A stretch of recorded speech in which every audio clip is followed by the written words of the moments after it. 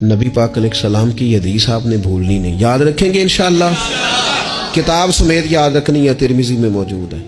حضور صلی اللہ تعالی علیہ وسلم فرماتے ہیں، حضرت ابو ہریرہ راوی ہیں، نبی پاک فرماتے ہیں اللہ کی بارگاہ میں دعا سے زیادہ کوئی عزت والی اور تکریم والی چیز ہے ہی کوئی نہیں۔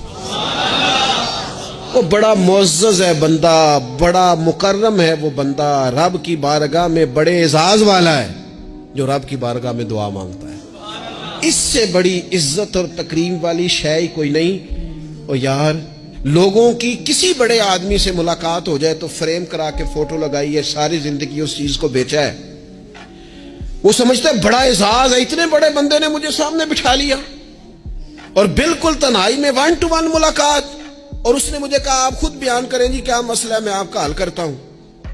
کتنی بڑی تکریم کی بات ہے۔ تو اگر کوئی دنیا دار بڑا آپ کو اور مجھے سامنے بٹھا لے تو لوگ سمجھتے ہیں بڑی تکریم کی بات ہے، اور جس کو رب کہے آ اور مانگ مجھ سے۔ وَإِذَا سَأَلَكَ عِبَادِيَ عَنِّي فَإِنِّي قَرِيبٌ أُجِيبُ دَعْوَةَ الدَّاعِ إِذَا دَعَانِ۔ فرمایا محبوب جب میرے بندے آپ کی بارگاہ میں آ کے میرا پتہ پوچھے تو ان سے کہنا میں ان کے قریب ہی ہوں، جب بھی دعا مانگیں گے میں قبول فرما لوں گا۔